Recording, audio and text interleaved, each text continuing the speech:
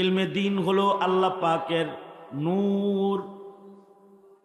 এই নূর যার কাছে যত বেশি হবে তার দাম তত বেশি হবে। ইলম হলো আল্লাহ পাকের নূর। এই নূর যার ভেতরে যত বেশি হবে তার তাকওয়া তত বেশি হবে। ইলম হলো আল্লাহ পাকের ওই নূর। এই নূর যার কাছে যত বেশি হবে তার মারিফত তত বেশি হবে, আল্লাহর সাথে তার পরিচয় তত বেশি হবে। ইলম যার কাছে যত বেশি হবে, মালুমাত যত ভালো হবে, মামুলাত তত ভালো হবে। জ্ঞান যত বেশি হবে, ইলম যত বেশি হবে, আমল তত বেশি হবে। এই কারণেই ওই ইলমের কোনো দাম নাই যে ইলমওয়ালার তাকওয়া নাই। ওই ইলমের কোনো দাম নাই যে ইলমওয়ালার কাছে ইলিম আছে কিন্তু আমল নাই। ওই ইলমওয়ালার দাম নাই যার কাছে ইলম আছে কিন্তু আল্লাহর সাথে তার মারিফত নাই। ওই ইলমওয়ালার ইলমের দাম নাই যার কাছে ইলম আছে কিন্তু তার আখলাক নাই, আমালের হিফাজত তার নাই। তো এমন ইলমওয়ালা আলেম হিসেবে গণ্য নয়।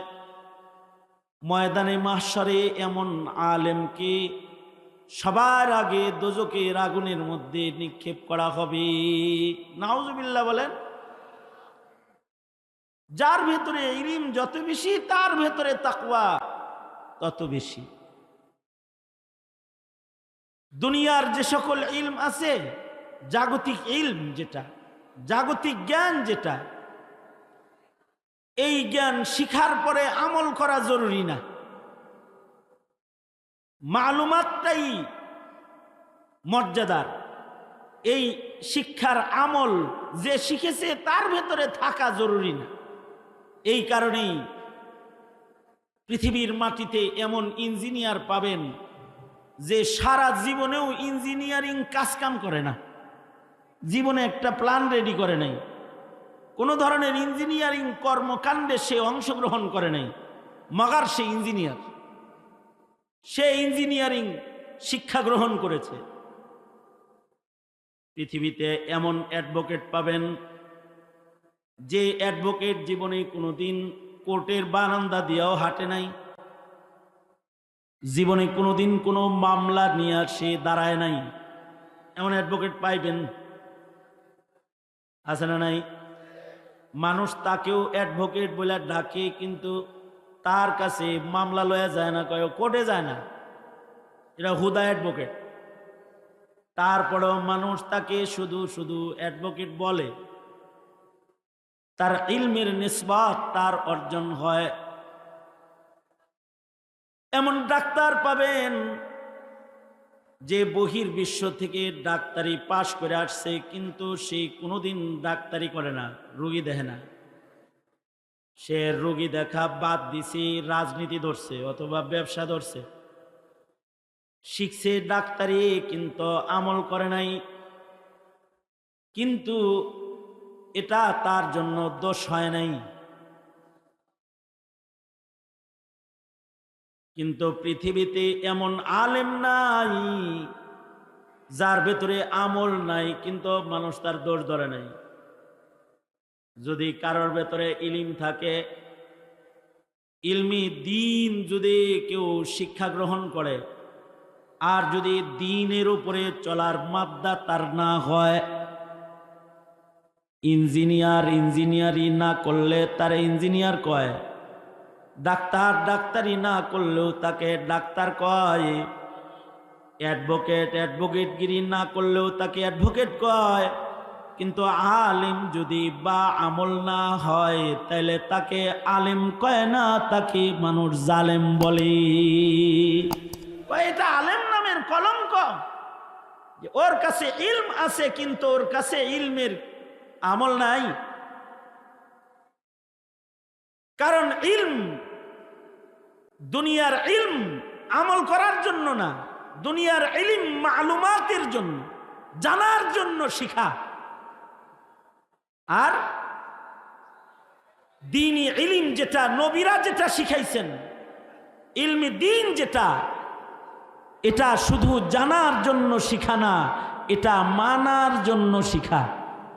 এটা কিসের জন্য শিখা? জোরে বলেন, আরো জোরে আওয়াজ করে বলেন, কিসের জন্য শিখা? এটা মানার জন্য শিখা। এ কারণেই জাগতিক জ্ঞানের উপরে বিশ্বাস না হইলে সমস্যা নেই, বরঞ্চ জাগতিক জ্ঞানের উপরে বিশ্বাস রাখারই কায়দা নাই। কিন্তু ইলমি দ্বীনের উপরে বিশ্বাস না রাখলে তার ঈমান নাই। জাগতিক জ্ঞানের ভেতরে ভুল থাকতে পারে, ভুল বের হওয়ার ভেতরে কোনো দোষ নাই, কারণ জাগতিক জ্ঞান ভুল হওয়াটাই স্বাভাবিক। যে জ্ঞানটা চোখের দ্বারা অর্জন হয়েছে ওটার ভেতরে ভুল হওয়া স্বাভাবিক। একবারে এটা সহি নাও দেখতে পারে, কারণ আল্লাহ কয় ফারজিল বাসারা কাররাতাইন, একবার দেখা যদি তোমার ইয়াকিন না হয় তাহলে দ্বিতীয়বার আবার দেখো। কানের দ্বারায় যে ইলম হাসিল হয় ওটার উপরে ইয়াকিন হয় না, শোনার পরে নিজেই চিন্তা করে ভুল শুনলাম না সহি শুনলাম। হাওয়াসে খামসার দ্বারা যে ইলমগুলা হাসিল হয় সে ইলমের উপরে অবিশ্বাস করার সুযোগ আছে, অবিশ্বাস পয়দা হয়। কিন্তু ইলমি দ্বীন এমন একটা ইলমের নাম যার ভেতরে ভুল নাই, যার ভেতরে অবিশ্বাস করার কোনো সুযোগ নাই।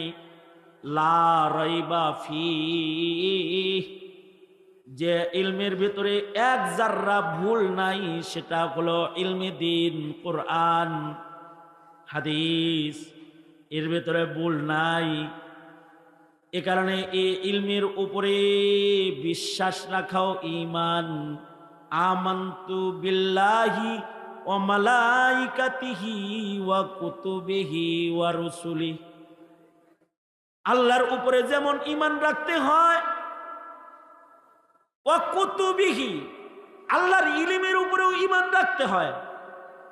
আল্লাহ যেমন হক, আল্লাহ পাকের ইলমও হক। আল্লাহর ইলমের উপরে কারোর যদি ঈমান না হয়, অথবা নবীর ইলমের উপরে যদি কারোর ঈমান না হয়, তাহলে সে বেঈমান হয়ে যায়। এ কারণে মুনকিরে কোরআন তার ঈমান নাই, মুনকিরে হাদিস যদি কেউ হয় তারও ঈমান নাই। কারণ এটা এমন একটা জ্ঞান, এমন একটা ইলম যার ভেতরে ভুল নাই, যার ভেতরে সন্দেহ করার সুযোগ নাই, যার উপরে বিশ্বাস রাখাও মুমিনের ঈমান। এমন একটা ইলমের নাম হলো ইলমে দ্বীন।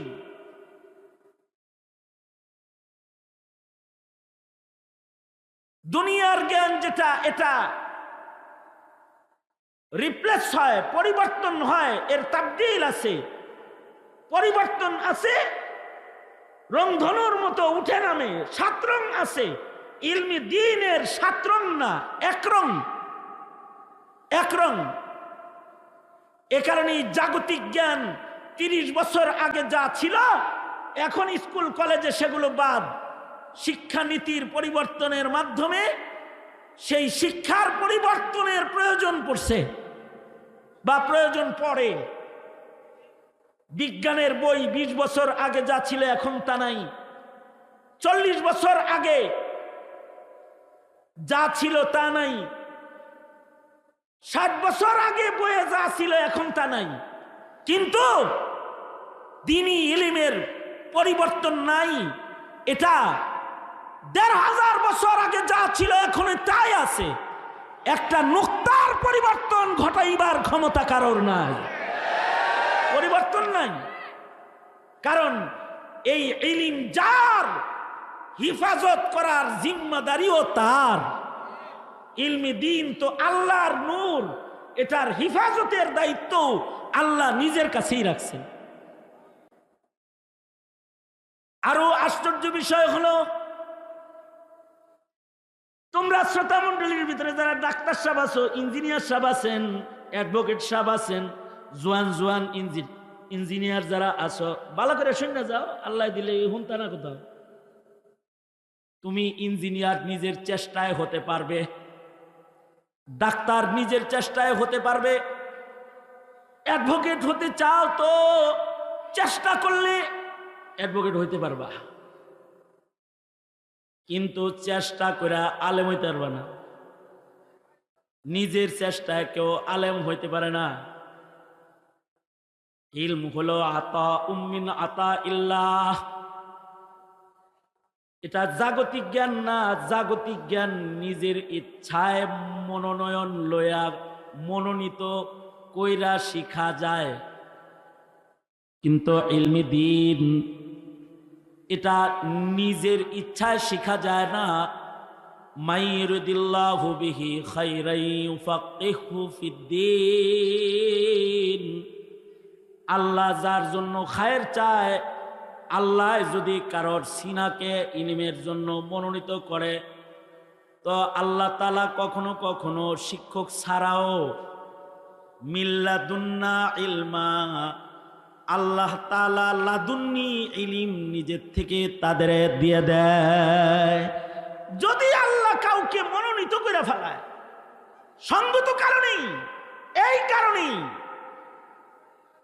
ছোট ছোট বাচ্চারাও আলেম হয়ে যায়, 7 বছরের শিশু হাফিজুল কোরআন হয়ে যায়, নিজের ইচ্ছায় নয়, আল্লাহর মনোনয়নে সে পায়া যায়। মা বাবায় মান্নত মানে অনেক রে যে আলেম বানাবে, কিন্তু এটা আলেম হয় না। অনেকরে আলেম বানানোর নিয়ত করছে, কিন্তু এটা বড় আলেম হয়েছে, নাম কব না আমি, মাদ্রাসায় পড়ছে কিন্তু বড় আলেম হয়ে গেছে। আর রিক্সাওয়ালার ঘর থেকে আলেম হয়ে গেছে।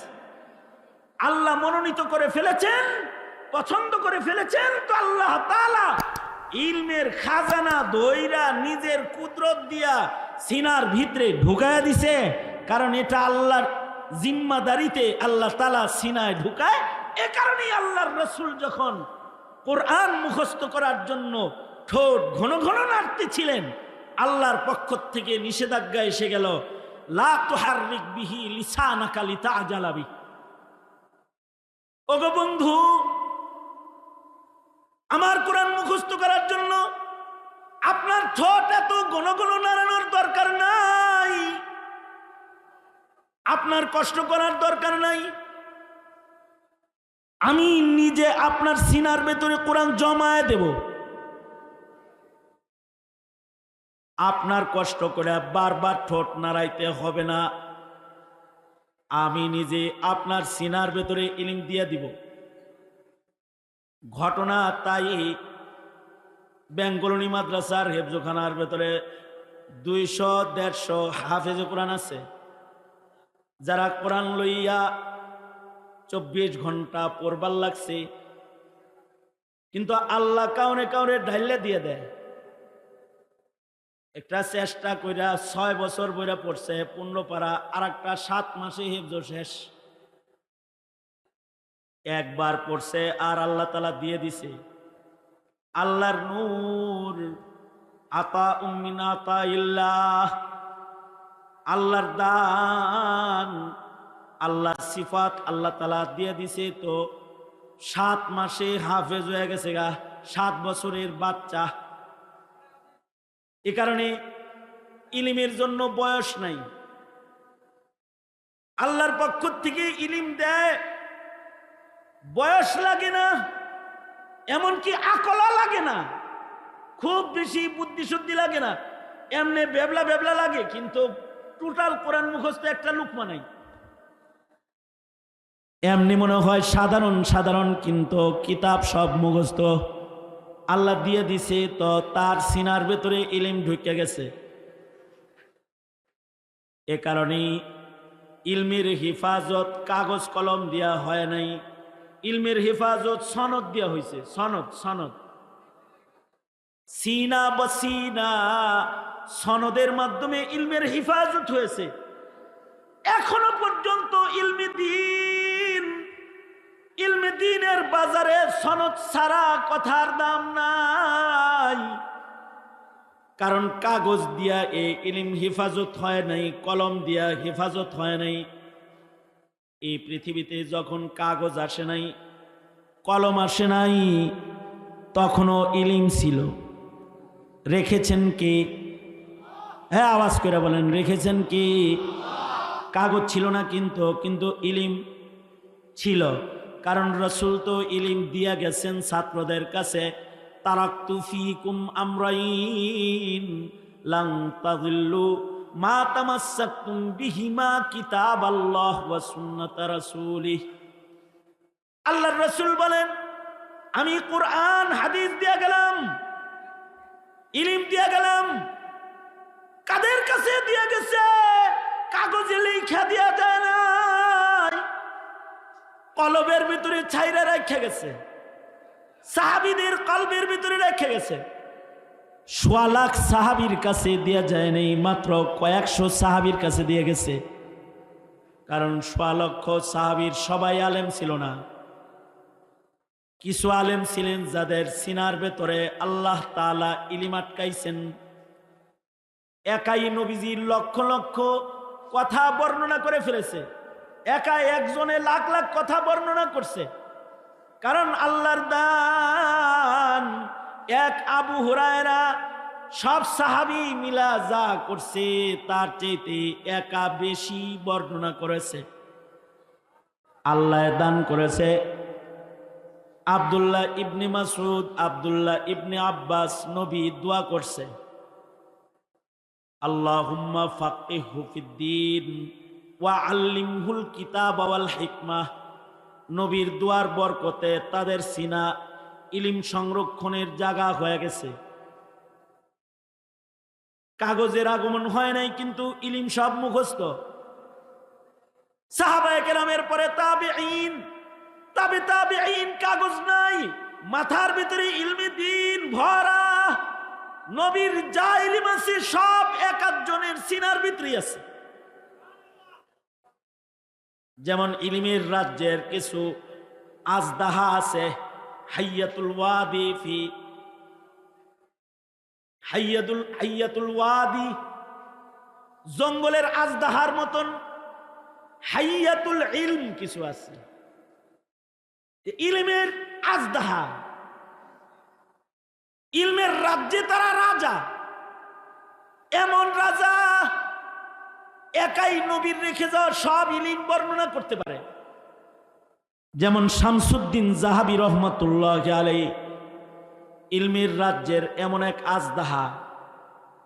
ওনার সম্পর্কে উলামারা বলেন, শামসুদ্দিন এই খালি তো কে বল ভালো করে তার নাম জানো, কে পিটায় ভালো, রান ভালো করে তার নাম জানো, কার কাছে ইলম বেশি ছিল এমন ২-৪ জনের নামও শোনো।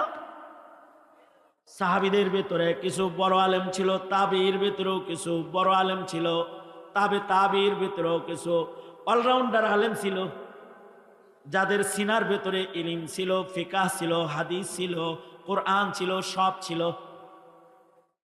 যেমন জমানার একজন অলরাউন্ডার আলেমে দ্বীন ছিলেন শামসুদ্দিন যাহাবী রহমাতুল্লাহ আলাইহি, যার সিনার ভিতরে নবীর রেখে যাওয়া সব ইলম ছিল।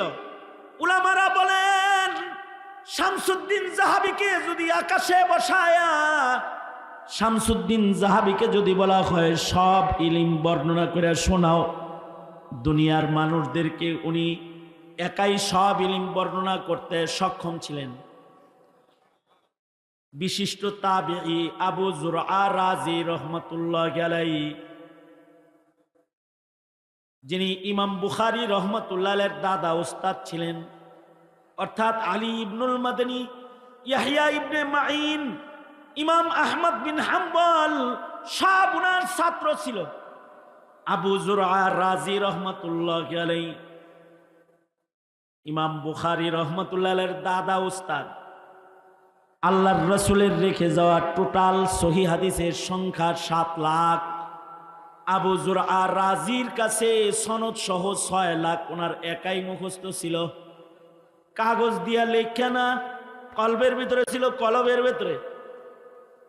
এক ছাত্র তার বউরে বলছে, আবু যুরআ রাজির ছাত্র তার বিবিরে বলেছে যে আমার উস্তাদের যদি 1 লাখ হাদিস মুখস্থ না থাকে সনদ সহ, তাহলে তুই 3 তালাক। পরে চিন্তা করতেছে, হায় রে, উস্তাদের ইলমের বর্ণনা দিতে যায় তোর নিজের বউরে জুলাই হালাইছে।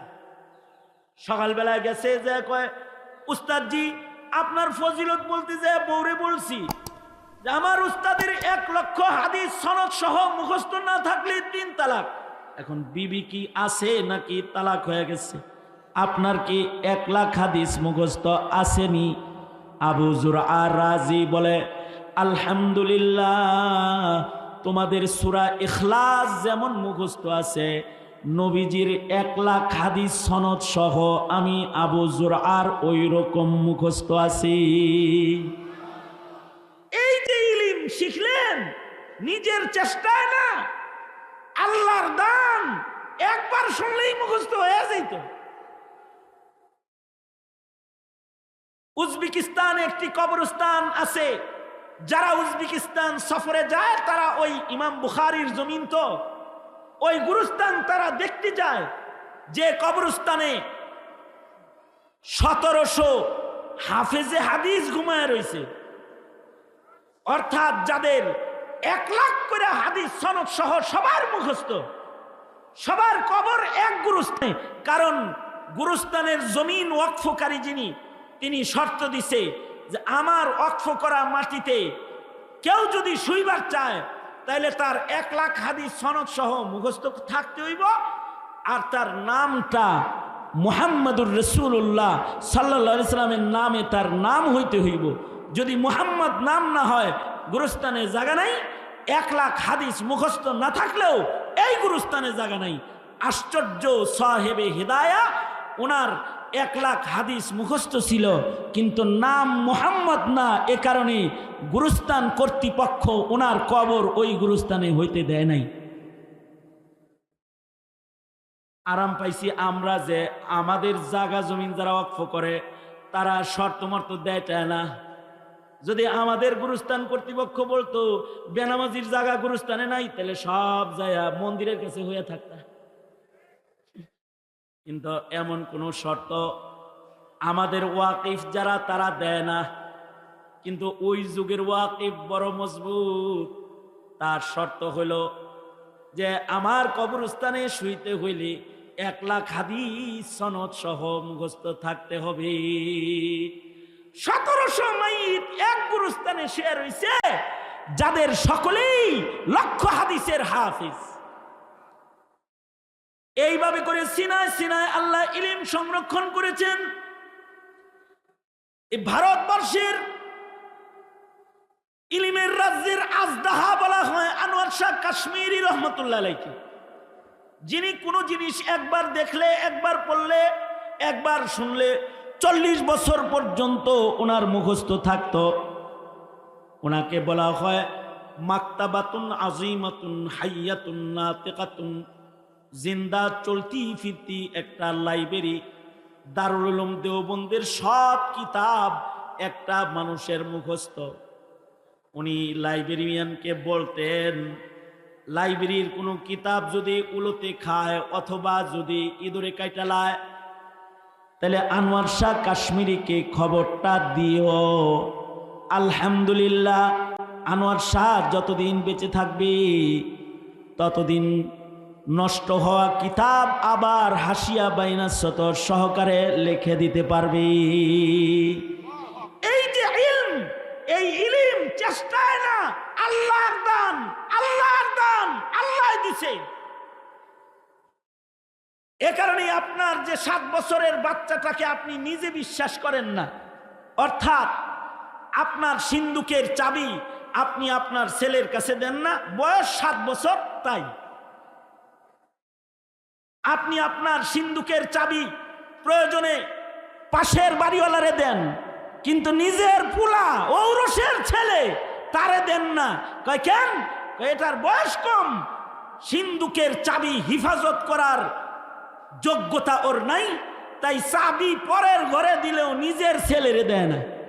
কিন্তু আল্লাহ তাআলা আপনার ছেলেকে আপনি বিশ্বাস করেন নাই একটা সিন্দুকের চাবি দিয়া, অথবা বাড়ির তালার চাবি দিয়া বিশ্বাস করেন নাই, কিন্তু আল্লাহ তাআলা আপনার ছেলেকে এতটাই রহমত করেছে, আপনি সিন্দুকের চাবি দেন নাই, আর আল্লাহ 7 বছরের বাচ্চার সিনার ভেতরে 30 পারা কোরআন ঢুকায় দিয়েছে, প্যাকেট করে ঢুকায় দিয়েছে 30 পারা কোরআন, আর ও হাফিজে কোরআন হয়ে গেছে। চেষ্টার বলে নয়, আতাউম মিন আতাইল্লাহ, আল্লাহর দান। এই কারণেই জমিনে কেউ যদি আলেম হয় তাকে নাক ছিটকাইতে নাই, জমিনে কেউ যদি আলেম হয় তাকে তিরস্কার করতে নাই। আলেমকে সম্মান করা চাই, কারণ আলেমের সম্মান ইলমের সম্মান। আলেমকে ভালোবাসা চাই, কারণ আলেমের ভালোবাসা ইলমের ভালোবাসা। আলেমকে ইজ্জত করা চাই, কারণ আলেমের ইজ্জত ইলমের ইজ্জত। তোমরা যারা আলেমদেরকে নাক ছিটকাও, মুসলমানের বাচ্চা হুঁশিয়ার হয়ে যাও। আলেমদেরকে ইজ্জত করা মুসলমানের জন্য আল্লাহ তাআলা ইবাদত বানাইছেন। আল্লাহর রাসূল বলেন, ফজলুল আলিমি আলাল আবিদি কাফাদলি আলা আদনাকুম। আল্লাহর রাসূল বলেন, এই সাহাবীরা, তোমাদের ভেতরে আমি নবীর যেমন দাম, আমার উম্মতের ভেতরে একজন আলেমের তেমন দাম। আল্লাহু আকবার, জোরে করে বলেন, আরো জোরে আওয়াজ করে বলেন, আরো জোরে করে চিল্লায় আওয়াজ করে বলেন, আল্লাহু আকবার, জোরে করে বলেন। আল্লাহর রাসূল বলেন, সাহাবীরা, তোমাদের ভেতরে আমার যেমন দাম, কিয়ামত পর্যন্ত আর নবী আসবে না, কিন্তু আমার নায়েব আসবে, যাদের আল্লাহ ইলমের জন্য মনোনীত করবে, তাদের অনেক দাম। আমার দাম তোমাদের মাঝে যেমন আলেমের দাম সাধারণের মাঝে তেমন। এ কারণে আলেমরে জেলখানায় রাইখা খুশি হইতে হয় না, আলেমরে মামলা দিয়া খুশি হইতে হয় না, আলেমরে ধমকি দিয়া খুশি হইতে হয় না, আলেমকে জিল্লতি কইরা বড়াই করতে হয় না, বরঞ্চ আলেমকে ইজ্জত কইরা ইমানদারি প্রকাশ করতে হয়। আলেমকে ইজ্জত করে ইমানদারি প্রকাশ করতে হয়, কারণ আলেমের কাছে ইলম আছে, ইলম থাকবে, মারিফাত থাকবে, ইলম থাকবে, তাকওয়া থাকবে, ইলম থাকবে, আমালের হিফাজত থাকবে। ইলম থাকবে না, হিদায়াত থাকবে না, ইলম থাকবে না, তাসাউফ থাকবে না, ইলম থাকবে না, তাবলীগ থাকবে না, ইলম থাকবে না, ইবাদত খুঁজে পাওয়া যাবে না, ইবাদত পাওয়া যাবে না। কারণ ইলমওয়ালার কাছে আমল আছে, ইলমওয়ালার কাছে তাকওয়াল্লাহ আছে, ইলমওয়ালার কাছে ত্যাগ আছে। এ কারণে যুগে যুগে ইলমওয়ালারাই জমিনে ত্যাগ দিবে, ইলমওয়ালারা ইলম হেফাজতের জন্য মেহনত করবে, ইলমওয়ালারা আমল শিখানোর চেষ্টা করবে। এ কারণে জমিনের ইলম যেন দূর না হয়ে যায়, এটা পাহারা দিতে হবে উম্মতের। কিয়ামতের পূর্ব মুহূর্তে জমিনে ইলম থাকবে না, তা ইলম থাকবে না তো কিয়ামত হয়ে যাবে। এ কারণে শাইখুল হাদিস আল্লামা আজিজুল হক রহমাতুল্লাহ আলাইহি তালেবুল ইলমদেরকে বলতেন, তোমরা হলো পৃথিবীর হায়াত, তোমরা থাকবা তো দুনিয়া থাকবে, তোমরা থাকবা না দুনিয়া থাকবে না। আল্লাহর রাসূল সাল্লাল্লাহু আলাইহি ওয়াসাল্লাম ইলম শিখার শরঈ বিধান বলেছেন, সেটা হলো তালাবুল ইলমি ফরিদাতুন আলা কুল্লি মুসলিম। সব মুসলমানের উপরে ইলম শিক্ষা গ্রহণ করা ফরজ। মুসলমানদের উপরে ইলম শিক্ষা কি? জোরে আওয়াজ করে বলেন, আর জোরে করে বলেন, ফরজ। যতটুকুন দিয়া ইমানদারি রক্ষা করতে হয় অতটুকুন শিক্ষা ফরজ। ধন্যবাদ জানাই আমাদের ওই সকল আকাবিরদের, শুকরিয়া আদায় করে শেষ করতে পারবো না, যারা ফরজ ইলমকে সংক্ষিপ্ত কোর্স বানায়া জাতির কাছে পেশ করেছেন বিভিন্ন কায়দায়। তার ভেতরে দাওয়াত ও তাবলীগের বাণী মাবানি যারা, তারা ফরজ ইলমের একটা প্যাকেট রেডি করছেন, 6 উসুল। 6 উসুল। এই প্যাকেট রেডি কইরা ফরজ ইলম জাতির কাছে পেশ করছেন, যাতে করে কমাস কমে ফরজ ইলম টুকুন আমল কইরা ইমান বাঁচাইতে পারে, মুসলমানি বাঁচাইতে পারে।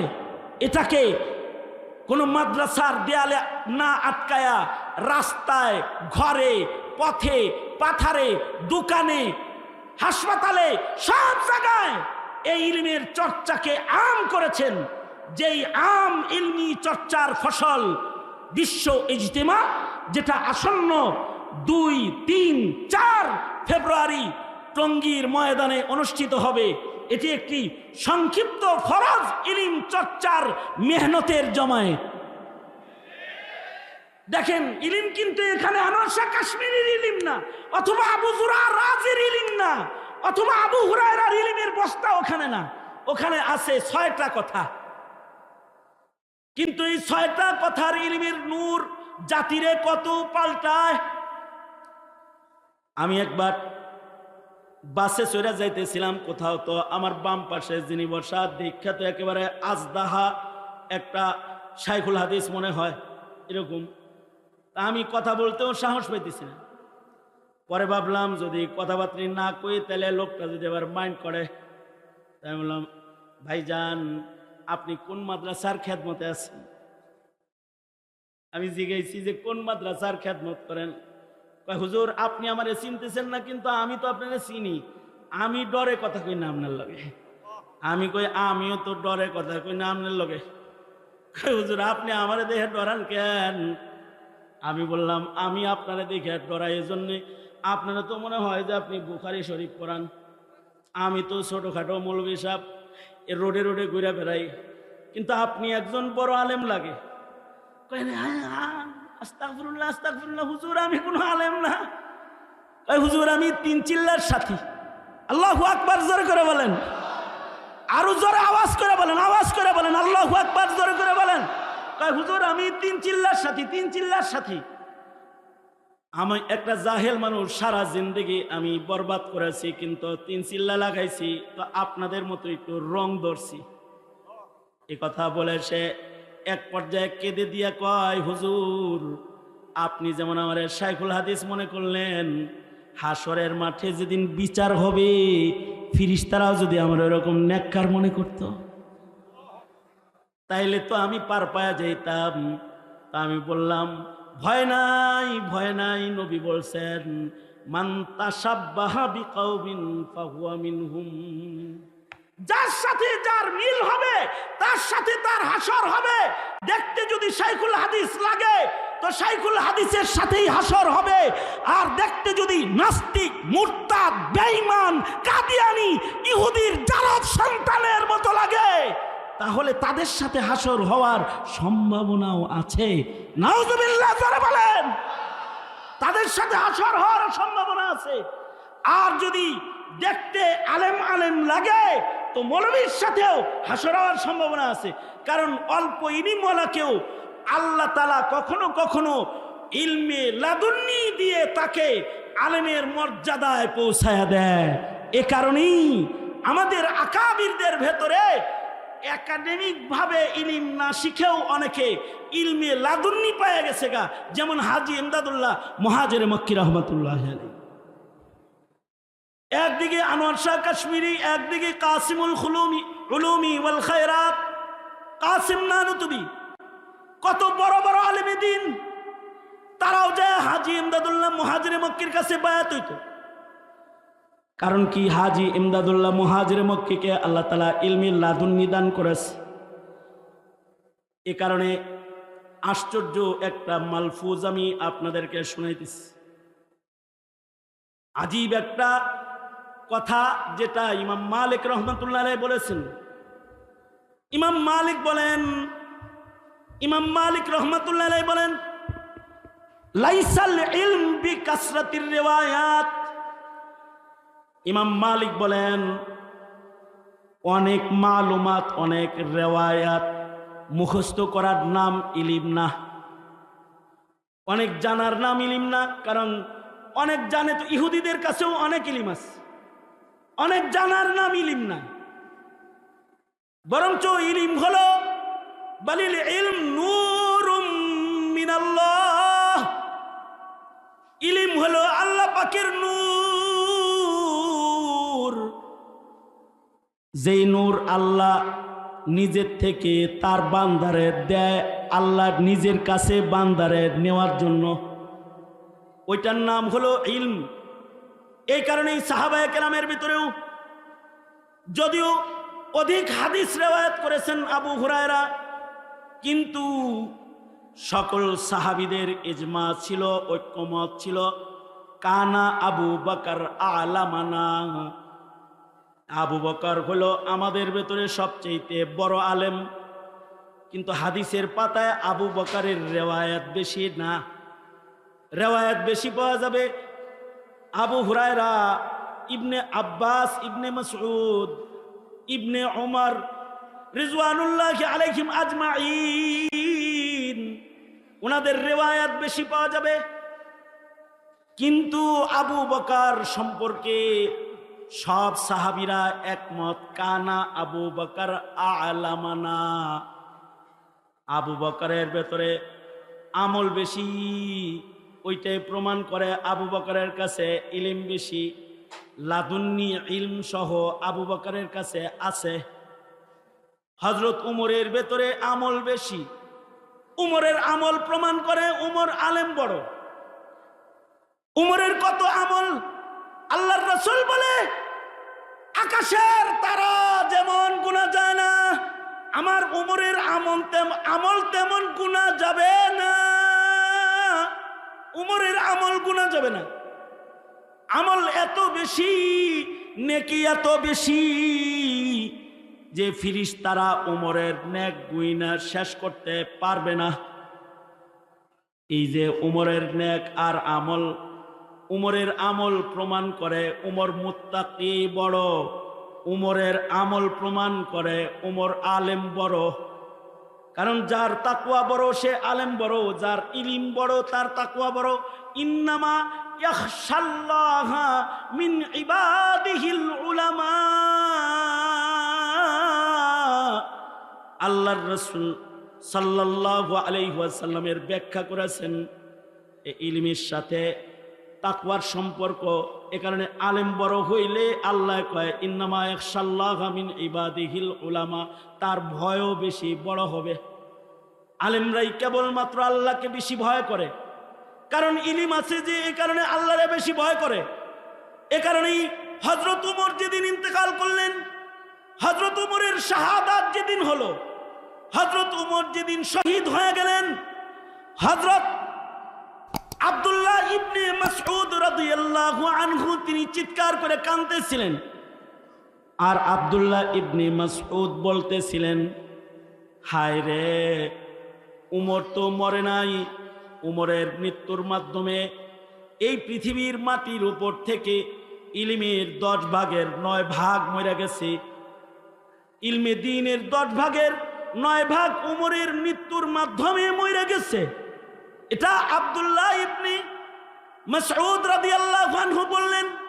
সবাই মিলা বলে, এ আব্দুল্লাহ ইবনে মাসউদ, একজন মানুষ উমর মারা গেছে, তাতে নবীর রেখে যাওয়া ইলমের 10 ভাগের 9 ভাগ কেমনে মইরা যায়, এটা আমগর বুঝে আসে না। আব্দুল্লাহ ইবনে উমর বলে, আলফাজে ইলম তো পাওয়া যাবে, উমরের মতো আনওয়ারে ইলমওয়ালা কয়জন পাওয়া যাবে? দেখো না উমরের আনওয়ার কত, উমরের তাকওয়া কত, উমরের বসিরত কত। উমরের বসিরত, উমরের তাকওয়া, এই সব উমরের ইলমের কারণে। উমর মারা গেছে তো তাকওয়া মারা গেছে, বসিরতওয়ালা একজন মানুষ মারা গেছে। কেমন যেন উমর মারা গেছে তো ইলমে দ্বীনের 10 ভাগের 9 ভাগ মরে গেছে। কারণ হযরত উমরের মতো মুত্তাকি পাওয়া যায় না। হযরত উমর এত মুত্তাকি ছিলেন যে হযরত উমর সম্পর্কে আল্লাহর রাসূল বলেছেন, লাউ কানা বাদি নাবিয়্যুন লাকানা উমর। আল্লাহর রাসূল বলেছেন, আশাদ্দুহুম ফি আমরিল্লাহি উমর। আল্লাহর রাসূল বলেছেন, ফারুক বাইনাল হক ওয়াল বাতিল উমর। আল্লাহর রাসূল বলেছেন, মুহাদ্দাসি ওমর, আল্লাহর রসুল উমরকে নিজের মুহাদ্দাস বলেছেন। তার মানে উমরের হৃদয়ের ভেতরে আল্লাহ পাক কথা ঢালেন। উমরের কথা আল্লাহ তাআলা ওহীর মর্যাদা দেন। উমরকে মেজাজে ওহী বলা হয়। উমরের হৃদয়ে আল্লাহ তাআলা আল্লাহর কথা ঢালেন। মুসলিম শরীফের রিওয়ায়াত আছে, আল্লাহর রাসূল হঠাৎ করে একবার মসজিদে নববী থেকে বের হয়ে কোনো এক বাগানে চলে গেলেন। সাহাবীরা নবীরে খুঁজে পায় না, পেরেশান। হযরত আবু হুরায়রা বলেন, আমি তো পাগল হয়ে গেলাম রাসূলকে খুঁজতে খুঁজতে। নবী যেই বাগানে গেছে আমি ওই বাগানে চলে গেলাম। নবীরে খুঁজে বাইর করা সহজ ছিল, কারণ নবীজি যেই পথ দিয়ে যেতেন ও পথ দিয়ে একটা খুশবু পাওয়া যেত। হযরত সুবহানাল্লাহ আগামীকালকে বললেন, আগামীকালকে সুবহানাল্লাহ বললেন। হযরত আবু হুরায়রা এই খুশবু ধরে ধরে গেছে গা যায়া। হযরত আবু হুরায়রা বলেন, রাসূলকে অনেকক্ষণ দেখি না, পাগল হয়ে গেলাম, কেমনে নবীর সামনে যামু। বাগানের চতুর্দিকে দেয়াল, গেট খুঁজে পাই না। পানি বের হওয়ার নালার নিচ দিয়া হামাগুড়ি দিয়া ভিজা নবীর সামনে হাজির হয়ে গেলাম। আল্লাহর রসুল আমাকে দেখে বলে, আবু হুরায়রা? জি আবু হুরায়রা। আল্লাহর নবী, আমি আবু হুরায়রা। আল্লাহর রসুল, আপনি আসছেন, আমরা সব পাগল হয়ে গেছি, সব তো এই বাগানের দিকে হানাইতাছে। আল্লাহর রসুল বললেন, আবু হুরায়রা, এই যে আমার দুইটা জুতা নাও, আমার এই জুতা দুইটা লইয়া তুমি যারা আইতেছে সবার কাছে যাও, যা বলবা এই জুতাটা হলো তুমি যে আমার পক্ষ থেকে কথা বলতে যাইতেছে এটার দলিল হইল আমার নালাইন। আমার এই দুই জুতা হাতে লইয়া তুমি যাও, যায়া জুতা দেখায় বলবা যে আমি নবীর কাছ থেকে এলাম, এই যে রাসূলের জুতা আমার হাতে আছে। আর আমার পক্ষ থেকে আগন্তুক সব সাহাবীদেরকে, মদিনাবাসীকে শোনায় দাও, মান ক্বালা লা ইলাহা ইল্লাল্লাহ দাখালাল জান্নাহ, যে মুখ দিয়া একবার বলবে লা ইলাহা ইল্লাল্লাহ সে জান্নাতি। এই কথাটা এখন যায় শোনায় দিয়ে আসো। হযরত আবু হুরায়রা বলেন, জুতা লয়ে দিছি দৌড়, গেট দিয়ে বাইরেছি। গেটের বাইরে যায় দেখি অন্যান্য সাহাবীরা আসার আগেই হযরত উমর সবার আগে এসে দাঁড়ায় রইছে। আমি জুতা লয়ে গেলাম আর বললাম, নবী বলছে যে বলবে আল্লাহ ছাড়া আর কোনো ইলাহ নাই সে জান্নাতে যাবে। দলিল এই যে জুতা, রাসূল আমারে এগুলো সবার কাছে বলতে বলছে। হযরত উমর আবু হুরায়রার সামনে প্রাচীর হয়ে দাঁড়িয়ে ধাক্কা দিয়ে বললেন, বাগানের ভেতরে ঢুকো, এটা মানুষের কাছে এখন বলা যাবে না। হযরত আবু হুরায়রা বলে, নবী আমারে বলছে বলতে, আর আবু হুরায়রা বলে নবী বলছে বলতে, আর উমর কয় ভিতরে ঢুকতে। এটা একটা কথা? আমি জুতা হাতে লয়ে ধাক্কা দিয়ে বললাম, না, আমাকে বলতে বলছে আল্লাহর নবী, আমাকে যাইতেই হবে। হযরত আবু হুরায়রা বলেন, হযরত উমর রে ধাক্কা দিছি, আর উনি যে আমার একটা ঘুষি মারছে বুকের ভিতরে একটা ঘুষি মারছে। হযরত আবু হুরায়রা বলেন, এক ঘুষি খায়া আমি চিত হয়ে পড়ে গেছি। চিত হয়ে পড়ছে এক ঘুষি খায়া, কারণ উমরের ঘুষি তো পাহলওয়ান উমর তো ওই পাহলওয়ানের নাম। সাহাবায়ে কেরামের ভেতরে আজব কিছু। আবু বকর তো ওই আশিকের নাম। নবী যেমনি হিজরত করে আবু বকর তেমনি হিজরত করে। আর উমর হইল ওই পাহলওয়ানের নাম। সবাই রাতের আধারে লুকিয়ে লুকিয়ে হিজরত করে, আর উমর প্রকাশ্যে হিজরত করে। আর তরবারি তুইল্লা বলে, আমি যাইতাছি আমার নবীর কাছে। কোনো মায়ের সন্তান যদি মাকে বুক খালি করতে চাস তো বাধা হয়ে আমার সামনে দাঁড়া। কেউ যদি তার বিবিকে বিধবা বানাইতে চাস, যাইতাছি মদিনায়, পারলে সামনে দাঁড়া। সেই পাহলওয়ান উমর। আর উসমান হইল সেই সখী, সেই সাখাওয়াতের নাম, যাকে আরবের লোকেরা উসমানের সুটকেস, উসমানের ব্যাগ সবকিছু আগায় দিছে। আর কয়, আমনেও যাইবেন গা, চলেন আমনের আমরা আগায় দিয়ে আসি।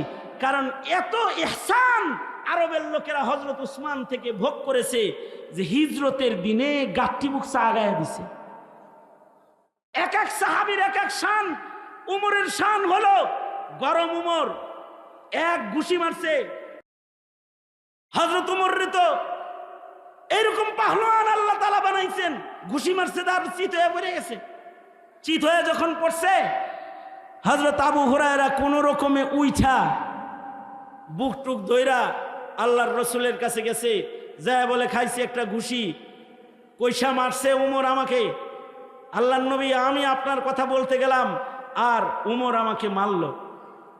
আল্লাহর রাসূল বললেন, উমর, আমি আবু হুরায়রাকে জুতা দিয়া পাঠাইলাম দলিল শুদ্ধা এই কথা বলতে, মান ক্বালা লা ইলাহা ইল্লাল্লাহ দাখালাল জান্নাহ, তুমি তাকে ঘুষি মারছো কেন? হযরত উমর বলে, আল্লাহর নবী মদিনাতুল মুনাওয়ারাতে পাক্কা ইমানদার যেমন আছে, কাচ্চা কাচ্চা ইমানদারও তেমন আছে। আপনার এই কথা যদি আবু হুরায়রা জুতা হাতে নিয়ে যায় বলে, তাহলে সব আটরশিয়ার মাঝভান্ডারের মুরিদ হয়ে যাইব। কেউ আর নামাজ রোজা কিছুই করব না, খালি কালেমা পড়ব আর বয়ে বয়ে খাইব। আল্লাহর রাসূল বললেন, উমর ঠিক বলেছ, না বলাই উচিত। ঠিক আছে, বলো নাই, ভালো হয়েছে। অর্থাৎ হযরত উমর হলেন মুহাদ্দাস। নবীজির কথা উমরের কালবের ভেতরে আল্লাহ তাআলা ঢালেন, আল্লাহর কথা উমরের কালবের ভেতরে আল্লাহ তাআলা নিজ জিম্মায় ঢেলে দেন। প্রশ্ন আসতে পারে, তাইলে উমরের হৃদয় আল্লাহ ঢাললো, নবীর সাথে কি খাতির? তাহলে উমরের চাইতে কম নাকি? নবী বুঝলো না? বুঝছে, কিন্তু নবী তখন আলমী রহমতের ভেতরে ছিল। এ কারণে রহমত আর মায়া মমতা যশ পয়দা হয়ে গেছিল। হযরত উমরের সাথে কথা যখন বলতেছে, তখন আলেমের দুনিয়াতে আছে। দেখবেন কিছু কিছু হালাতে যে যা চায় তাই দিতে থাকে, এটা রহমতের সময় যায়। রহমতুল্লিল আলমিনের রহমতের গালাবার কারণে বলে দিছে, যা যা কগা, যে এ বলবে লা ইলাহা ইল্লাল্লাহ দাখালাল জান্নাহ। এই হযরত উমর তো এরকম একজন আলেমে দ্বীন, যার সিনা এরকম। এই উমর ইন্তেকাল করলেন, তে ইলমের 10 ভাগের 9 ভাগ যেন ইন্তেকাল করল। এ কারণেই উমরের প্রভাব আধা জাহানের উপরে পড়ে থাকতো। আমার নবীজির প্রভাব সব সময় মাসিরাতা শাহর, 1 মাসের ঘোড়া দৌড়ের রাস্তার ভেতরে রাসূলের প্রভাব পড়ে থাকতো। নবীর নায়েবদেরও প্রভাব পড়ে থাকতো, নবীর উম্মতেরও প্রভাব জমিনে পড়ে থাকতো। এক উমর ইবনে আব্দুল আজিজের প্রভাব জঙ্গল পর্যন্ত পড়ে থাকতো। জঙ্গলের প্রাণীরা প্রাণীর উপরে জুলুম করত না। আলেম বা আমল যদি একজন হয়, তাহলে তার প্রভাব জমিনের রন্ধ্রে রন্ধ্রে পড়ে থাকে। এ কারণেই বা আমল আলেমে দ্বীন হাফিজজি যতদিন বাঁচা ছিলেন, গোটা জমিনের রং ভালো ছিল। বা আমল আলেমে দ্বীন শেখুল হাদিস আল্লামা আজিজুল হকের প্রভাব সারা বাংলার রন্ধ্রে রন্ধ্রে পড়েছিল। বা আমল বা তাকওয়া আলেমে দ্বীন মুফতি আমিনী রহমতুল্লাহের প্রভাব সারা বাংলার রন্ধ্রে রন্ধ্রে পড়েছিল। বা আমল একজন আলেমে দ্বীন শেখুল ইসলাম আল্লামা আহমদ শফি হাটহাজারীর দার্সে হাদিসের মসনদের ভেতরে বসে হাদিস পড়াইতো, কিন্তু গোটা বাংলার রন্ধ্রে রন্ধ্রে শেখুল ইসলামের প্রভাব প্রতিপত্তি পড়ে থাকতো। বা আমল একজন আলেমী দ্বীনের যদি মৃত্যু হয়ে যায়, তখন মৌতুল আলিমি মৌতুল আলম, একজন আলেমের মৃত্যুতে গোটা পৃথিবীবাসীর মৃত্যু হয়ে যায়। সঙ্গত কারণে একজন আলেমী দ্বীনের অনেক দাম। মাদারিসে কওমিয়া ওই আলেমে দ্বীন পয়দা করে যে আলেমে দ্বীনদের প্রভাবে সমাজ ভালো রয়। মাদারিসে কওমিয়া ওই প্রভাবওয়ালা বা আমল আলিম পয়দা করে যাদের প্রভাবে নাস্তিকরা থরথর করে কাঁপতে রয়। মাদারিসে কওমিয়া ওই আলেমে দ্বীন বা তাকওয়া ওই ইলমি সমাজ তারা গঠন করে যাদের প্রভাবে কাদিয়ানীরা ভয় পায়, নাস্তিক মুরতাদরা ভয় পায়, বেঈমানরা ভয় পায়। সঙ্গত কারণে হে জাতি শিক্ষা কারিকুলাম যখন নষ্ট হয়ে পৃথিবীর জাগতিক শিক্ষা প্রতিষ্ঠানগুলো যখন ইলম শূন্য হতেছে, তখন যখন তোমার শিক্ষাঙ্গনে সমকামিতার শিক্ষা দেওয়া হচ্ছে, যখন ডারউইনের ভ্রান্ত মতবাদ শিক্ষা দেওয়া হচ্ছে, তোমার দেশের শিক্ষাঙ্গনে যখন মানুষকে পুরুষকে মহিলা বানানো, মহিলাকে পুরুষ বানানোর তালিম প্রদান করা হচ্ছে, ওই সময়ে মুসলিম হিসাবে তোমার আগামীর প্রজন্মের ঈমান রক্ষা করার জন্যে, তোমার আগামীর প্রজন্মকে আলেমে দ্বীন বানাবার জন্যে, মুত্তাকি পরহেজগার বানাইবার জন্যে, তোমার আগামীর প্রজন্মের ইসলামের ঝান্ডাকে সংরক্ষণ করার জন্যে তোমাদের দায়িত্ব দেশের মাদারিসে কওমিয়া গুলোকে পাহারাদারি করে একদল ওই বা তাকওয়া বা রব জামাতকে গঠন করা, যাদের মাধ্যমে পৃথিবীর জাহালাত আর মূর্খতা দূর হবে, আর শিরক আর বিদআত দূর হয়ে ঈমানের রাজ এই পৃথিবীতে সংরক্ষিত হবে। এই বাংলার মাটিতে ইলমের সুবাতাস বইবে, সুন্নতের সুবাতাস বইবে। এমন আলেমী দ্বীনের জামাতকে রক্ষণাবেক্ষণ পয়দা করা, মাদ্রাসাকে দেখভাল করা, এই কওমি মাদ্রাসার কওমের জাতীয় জিম্মাদারিতে পরিণত হয়েছে। ঠিক কিনা? জোরে আওয়াজ করে বলেন। সঙ্গত কারণে হে জাতি, আপনারা সকলে মাদারসে কওমিয়ার পাহারাদারি করবেন তো ইনশাআল্লাহ? জোরে আওয়াজ করে বলেন, করবেন তো ইনশাআল্লাহ? তৈয়ার থাকবেন তো ইনশাআল্লাহ? মাদ্রাসাগুলোর হার কিসমের খিদমত করে জাতির যোগ্য 12 সন্তানদের সিলসিলা জমিনে আগমনের ধারাকে অব্যাহত রাখতে আমরণ মাদারসে কওমিয়ার সাথে থাকবো ইনশাআল্লাহ। কারা কারা? আল্লাহ তুমি আমাদের সবাইকে কবুল করো, ইলমের কদর বুঝার তৌফিক দান করো। আল্লাহ আমরা যেন ইলমকে সমাজের মাঝে ছেড়ে দেই, আলেমকে যেন সমাজের গলিতে গলিতে ছেড়ে দেই, ইলমকে যেন দায়বদ্ধতার বাউন্ডারিতে আটকায় না দেই, আলেমকে যেন জেলখানার ভেতরে আটকায় না দেই। আল্লাহ এই সহি বুঝ আমাদের সবাইকে তুমি দান করো। সকলে চিৎকার করে জোরে আওয়াজ করে বলুন আমিন। আমি আমার সংক্ষিপ্ত মুখতাসার বক্তব্যের ভেতরে ইলমে দ্বীনের গুরুত্ব আর আলেমের কর্মকাণ্ড ও আলেমের মর্যাদা, আলেম গঠনের ফায়দার উপরে যে সবকটুকুন আপনাদের সামনে তাকরার করলাম, যা কিছু বলেছি এর থেকে আল্লাহ তাআলা সহি বুঝ আপনি আমি সকলকে আল্লাহ তাআলা দান করুন, এ আশাবাদ ব্যক্ত করেই আমি আমার সংক্ষিপ্ত কথা এখানেই গুটিয়ে আনছি। जो कुछ हुआ या रब तेरे करम से हुआ, जो कुछ होगा तेरे करम से ही होगा। व आखिर दावाना अल्हम्दुलिल्लाहि रब्बिल आलमीन। अस्सलामु अलैकुम व रहमतुल्लाहि व बरकातुहू।